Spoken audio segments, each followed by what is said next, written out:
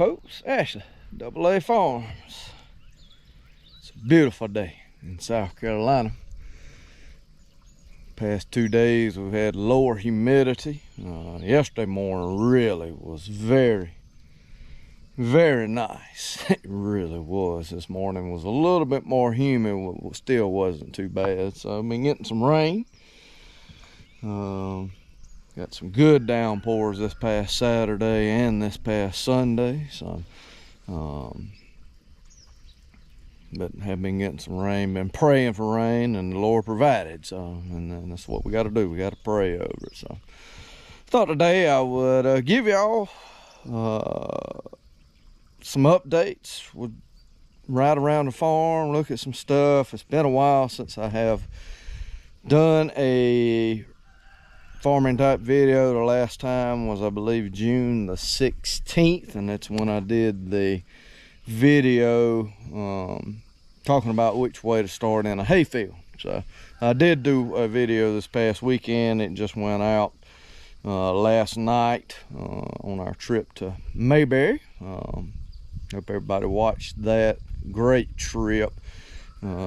Took my parents on a me and some other, my sister and my aunt, took my parents up there for their 60th wedding anniversary. So we had a great trip, and I'll actually show you some stuff actually from that trip that we picked up.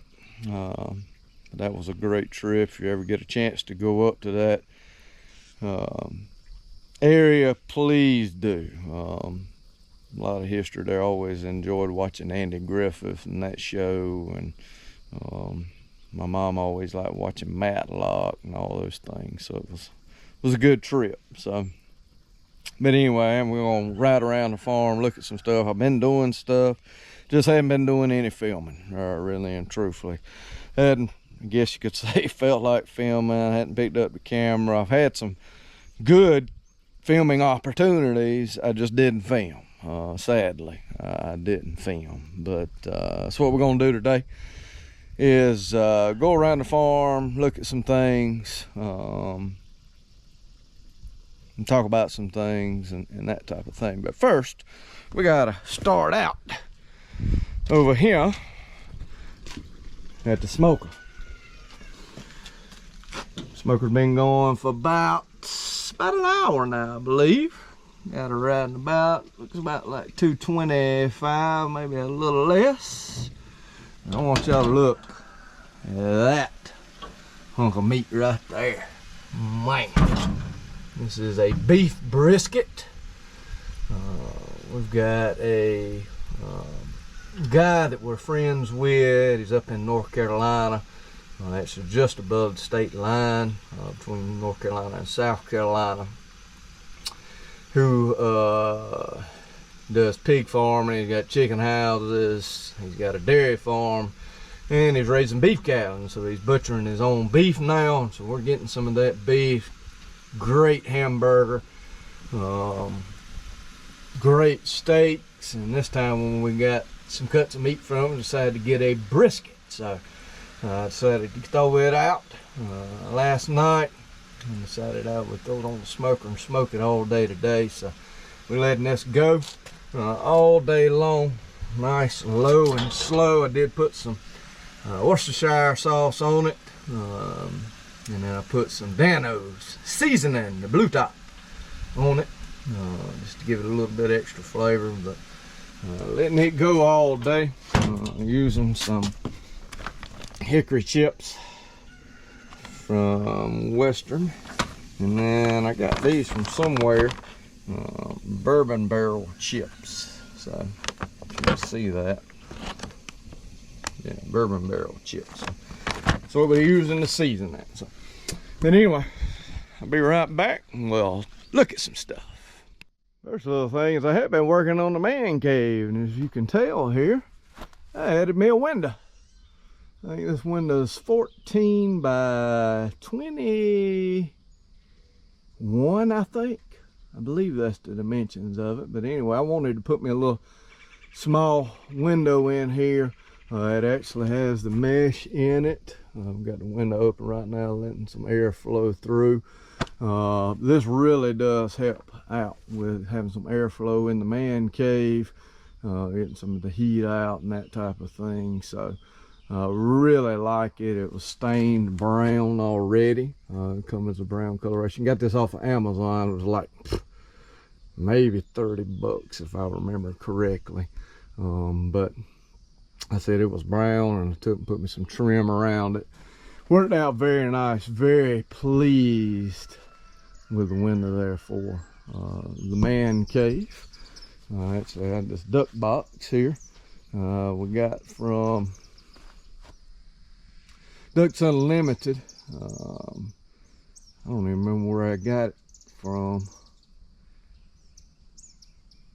One of my buddies might have gave it to me out of DU. I think he might have got 2 of them, and he gave me one of them and decided to put it on. Stick it here on the side of the man cave. And then I love this.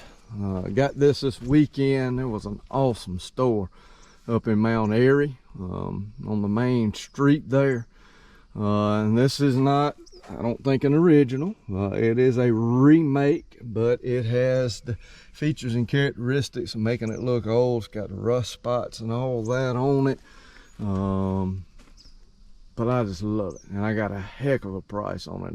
They had a bunch of these, and I actually sort of kicked myself for not buying a different sign. They had some Chevrolet signs. They had the different Farmall signs. This one really caught my eye because of the sold here and the tractors on it and all that. But they had some with just IH emblem on it, some other ones, and like I said, I sort of, with the deal they had going on them and the price that I paid for it, I really do kick myself for not buying either another Farmall sign, or they had some Chevrolet ones, something like that. So, but I didn't. So if they make it up there and they have that same sale going on or a better one, I guarantee I'll buy another one. But very proud of that. I like that sign. It's nice and makes the side of the man cave look really nice. So I hadn't done any more to the front of it. I think I'd shown all this where I have my wind chime and other things there, but I have done some work inside the cave. You can see here the window. There, a little bit of a glare coming through, but do have that. I did put another one of the solar powered lights in here. I don't know if I'd shown that.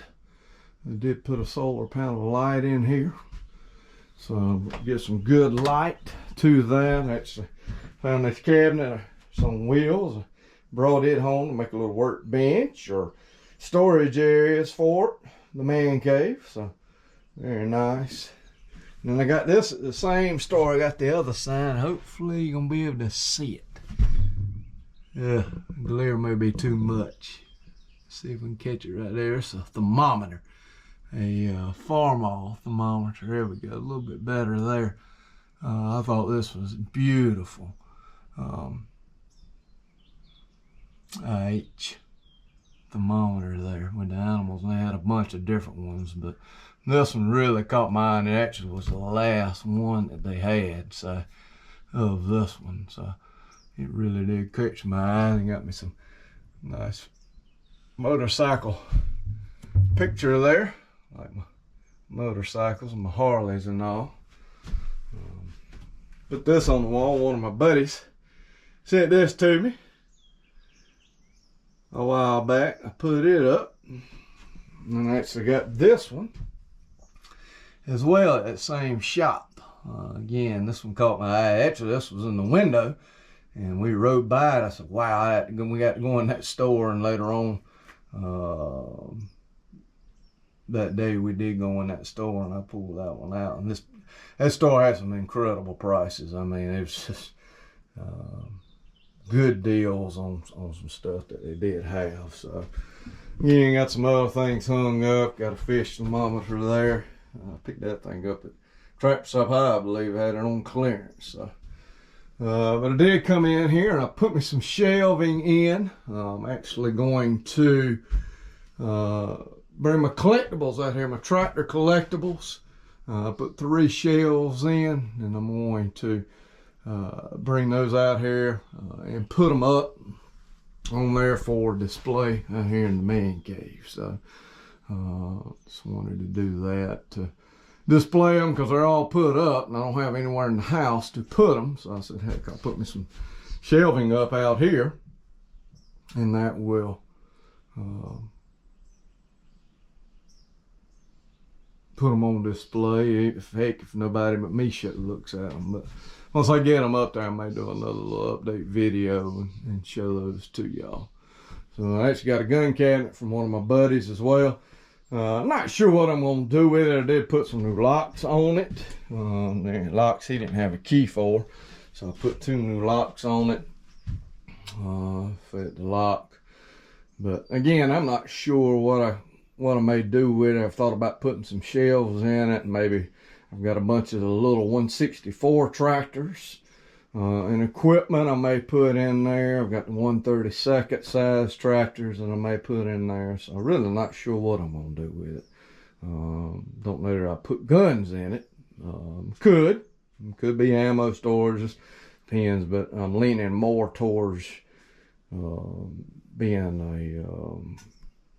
a show type thing, putting little collectibles in it. So, but anyway, that's a little update again on the man cave and some of the stuff that I have been doing with it. A little bit of a garden update. Garden hadn't done too good. I have dug my potatoes and onions over right there. Dug a 5-gallon bucket of potatoes and 2 full gallon Ziploc bags of onions. Out there I have picked some beans out of the garden. Corn's coming along. Deer have ate up some of it, and I'll get to that in a minute. I've replanted some squash, got a few squash out, but the squash bugs ate those up when I was on a trip. Okra is doing excellent. I've got 3 tires of okra. The last tire over here is just growing, hasn't produced any yet, but it'll be there shortly. But okra's been our best thing that we've had so far. Sweet potatoes have done good, but the deer ate them slap up. So and tomatoes, they were growing like crazy, and then the deer, of course, I've got them outside the fence. And you know, I guess you could say stupidity on my part for putting them out here. I should have put them inside, but I did learn my lesson. And but I have been making some tomatoes. As you see there, I got some about ready to pick here. So, but like I said, the deer have been getting in here. I come out here 2 times and caught deer out here on 2 different occasions. And the first deer actually jumped out the far end down there where the gate is. It went out and jumped, but it caught it, didn't get hung up in the fence, but I heard it hit the fence. The other deer was over on that side of the garden, and I sort of scared it. There was some other ones standing outside the fence, and when I scared it, it didn't jump. It did the limbo and went under the fence. Never seen that before. And I was threatening before I ever seen these deer out here. I was gonna put the camera out because they were eating. They were getting in here and eating. And supposedly, if you can tell, of course I got 2 fence posts here, they're supposed to not jump this because of the depth perception aspect of it. They're not supposed to jump it, and it is live with a solar control panel. So again, the one deer did jump it. She did hit the fence when she jumped it. And like I said, the other deer played limbo and went under both strands of wire. So I said, well, I know what I'm gonna do. So right here is the brand new controller. I bought me a higher Jules controller. This is the 3rd day. It does have a tag on it to let it sit for 3 days in the sun before you hook it up, and that's what it's doing. This is the 3rd day, so this afternoon I will swap it out with my other controller that's over there on the post. Swap those out, and hopefully This one will control it. Like I said, this one's a higher joules. I think it says 0.15 joules there, and it is supposed to keep deer out. So the last one I thought was supposed to, but it didn't do the job. So I'll put it up and hopefully keep the deer out. But did a little disking in here yesterday with the 130.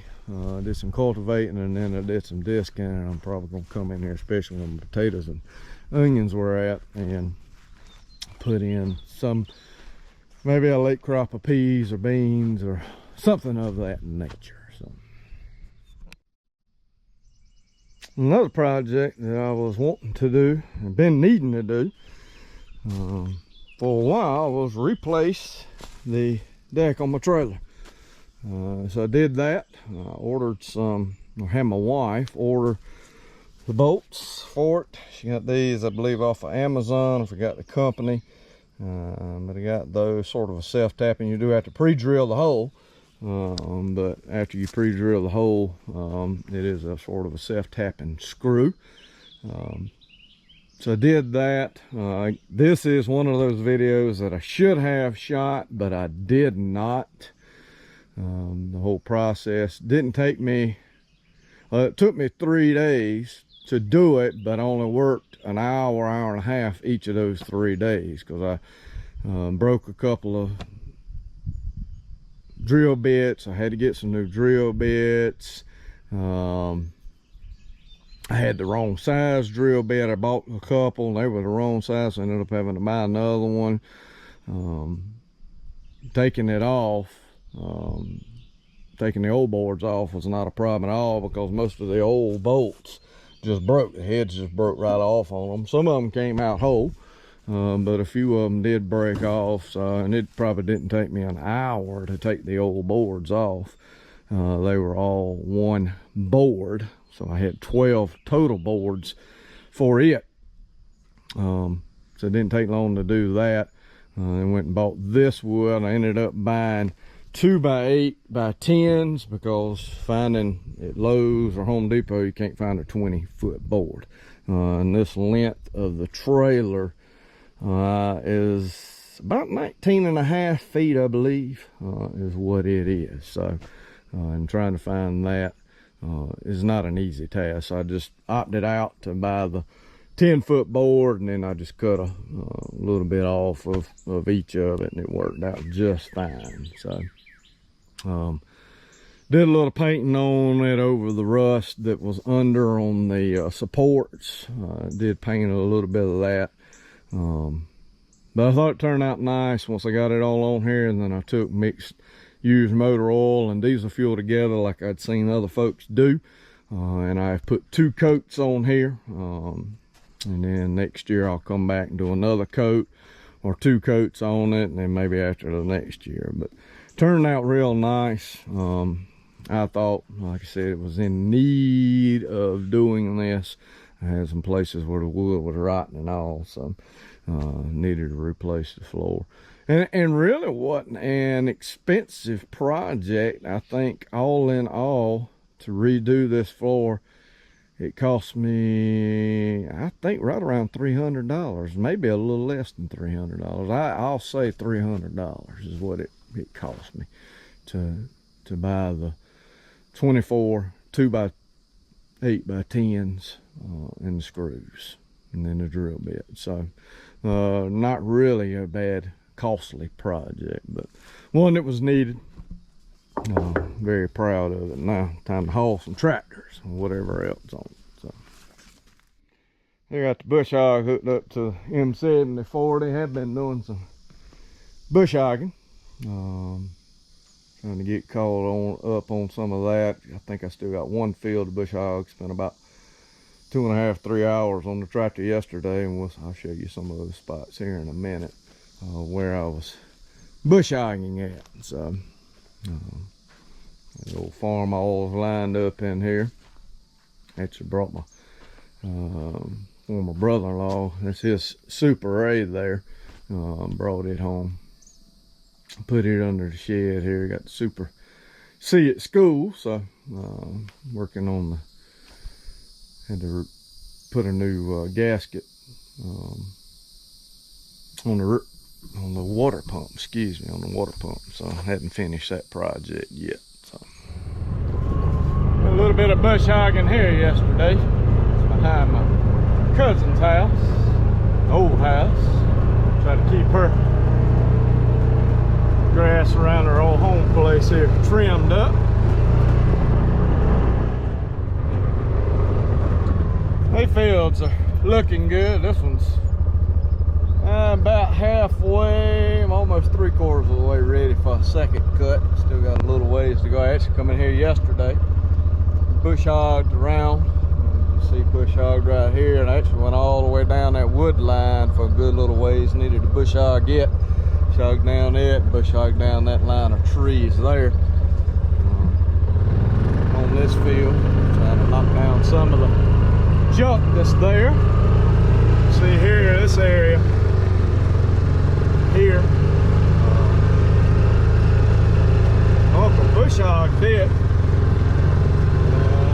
about a month ago. I think he was down here for about 3 weeks from Virginia. He bush hogged this whole area that we had it logged several years ago, and then he had a group come in here and do the excavating work, de-stumped it, and got all these little old piles here, a lot different than what you're typically used to when it comes to somebody working, doing excavator work, stumping and clearing a piece of property. But anyway, Uncle wanted these piles sprayed. When he got some Roundup, I actually worked for about 2.5 hours on 3 days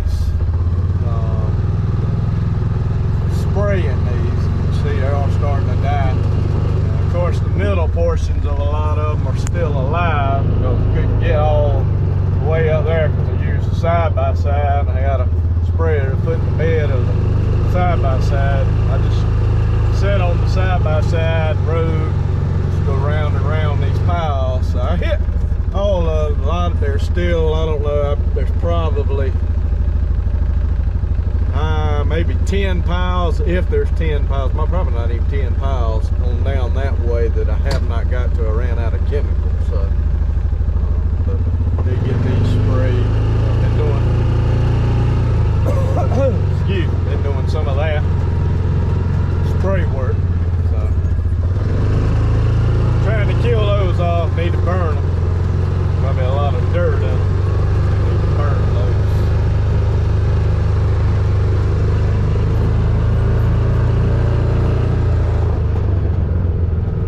Getting ready to do some spreading today. Got the skid steer over here.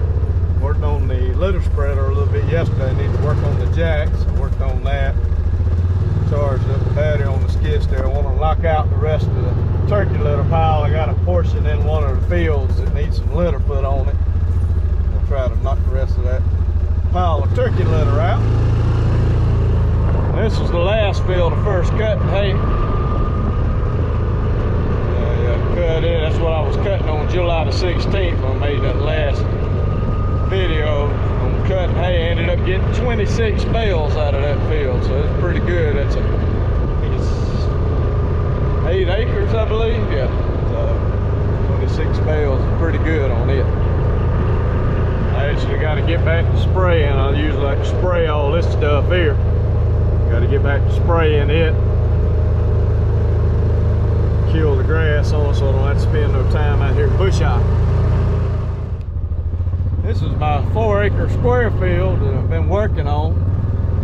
After I cut and baled it, first hay I did this year, I come in here and sprayed this with 2,4-D and MSMA mixed together, try to get rid of some of the junk.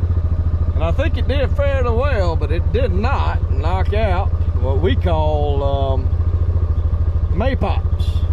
It's green, if you can see it sticking up right there. It did not, I'm surprised, it did not knock any of that out. So I don't know why, but the hay's looking good. The Bermuda grass does look very good. But like I said, it didn't knock any of the maypop vines out, some of the other, but I think it did knock out for the most part, knocked out what I wanted to knock out, so which is a good thing. I'll work on it again, so see what happens with it.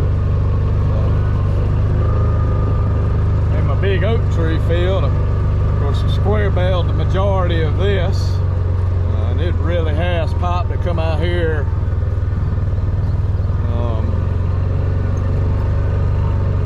Last week one day, don't remember what day. And by the way, this is July the 3rd. I hadn't said that earlier.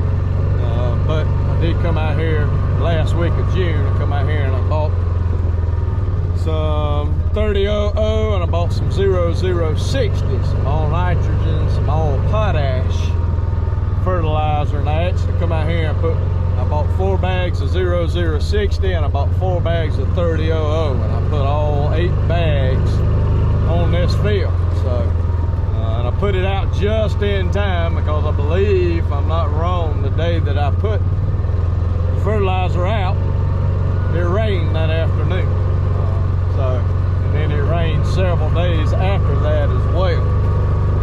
I think it did rain 4 days last week, so we got a good shower on 4 days. So, but this hay's looking good.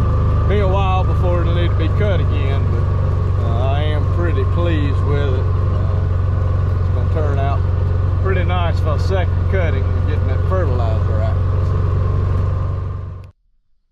And I am very pleased with this. This is my food plot in front of my deer stand. If you can see the deer stand right there. I am very pleased. This sorghum Sudan has just took off, especially with the rain that we had. The same day that I fertilized the hay field, I bought 3 bags of 1717. I threw all 3 bags on this. So, and whenever I threw that out, the Sudan was probably 6 inches. So, and the majority of the field now is at least 12 to 14 inches all the way across. I mean, it is just beautiful, beautiful, beautiful stuff. I mean, it is very, very nice. Like I said, you can see it's almost knee high right there on my knee. So, at least 12 to 14 inches. So, and just a pretty much an even stand all the way across. Not sure if the beans came up or if any of the vegetable seed that I threw in here, not sure if any of that came up, but the sorghum Sudan seed did.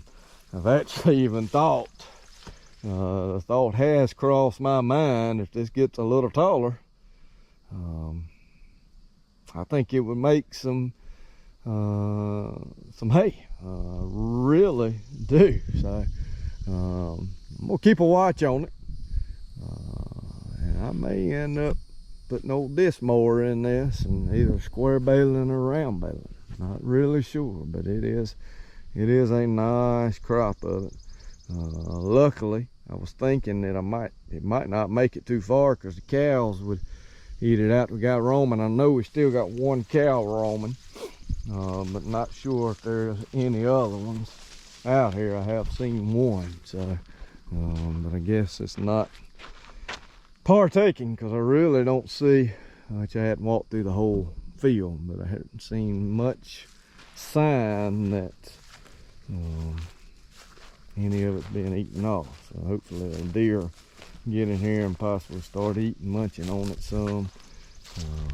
Like I said, I don't know if the soybeans popped up any or not, but very nice looking field of sorghum Sudan.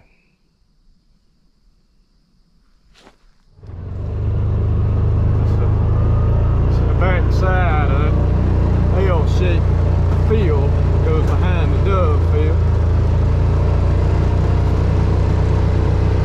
Just trying to keep it trimmed up. Looking nice.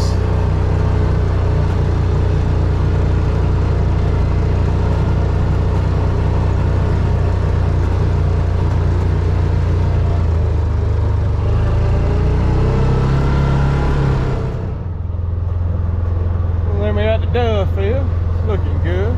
So then they got some sorghum Sudan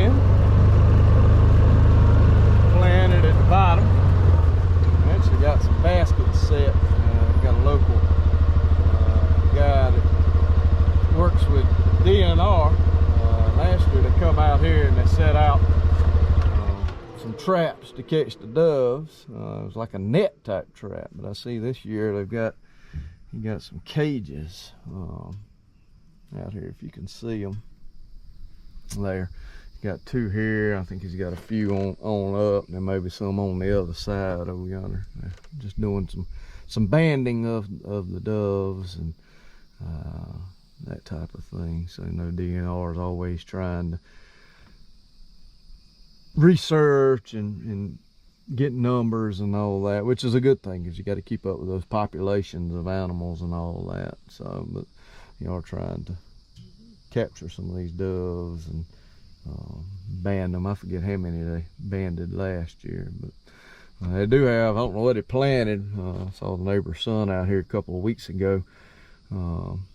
We were loading out hay, come out here and he drilled in something. I see it is starting to grow a little bit, but I don't know what he planted, probably millet or something of that nature out here. But dove field looks good. I've seen some doves around, so.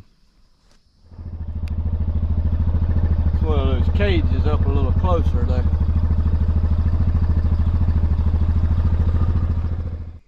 Well, folks, a little bit of a tour around the farm today. Just wanted to give you a little idea of what I've been doing. Like I said, I just hadn't been doing any filming. Didn't want y'all to think I've been lazy and hadn't been doing anything for the past couple of weeks. So, but anyway, of course, tomorrow is July the 4th. Y'all will be watching this video after July the 4th. So I hope all of you have or had a great July the 4th. Hope you stayed safe. Thank you for watching. Please give us a thumbs up, comment, like, subscribe, share the video. We're having some more stuff coming on as we're able to do some things. So again, thank all of you for watching. God bless you. We'll see you in the next one. All right, folks. Pulled the brisket off at, I think it was about 4:15, so it had went about, I think about 7.5 hours. It had went. I didn't know, I've already closed the video, but I did not want y'all to not see how it turned out. So I've had it resting here. We had to make a little run to town to the grocery store. It's been sitting for almost 3 hours, pretty much 3 hours. So I wanted y'all to be able to see it. Man, did it turn out nice. Look at that. Whew. Look at that. Beautiful, beautiful color on that. Let's take and make a slice here. It's tender, juicy. Look at that.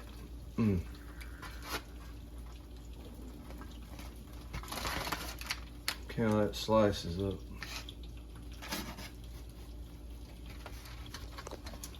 I mean, that's restaurant. I mean, look at the juice. Look at the juice coming out of that. Oh man. That is good brisket right there. I'm usually not a brisket fan, but I think this is really gonna be good. I put some of that Dano's blue top seasoning on it. Like I said, some Worcestershire sauce, however you say that. And boy, it's just, I mean, look at that. It retained those juices. Let's try a piece of it right here. Look at that. Got some bark to it. Oh man. Cooking it with that hickory. Ah. That's good, folks. Y'all come on over. Got plenty to share. Having some sweet potatoes, macaroni salad. Wife's having a salad, a regular salad. Y'all come on over. It's ready. Thanks for watching.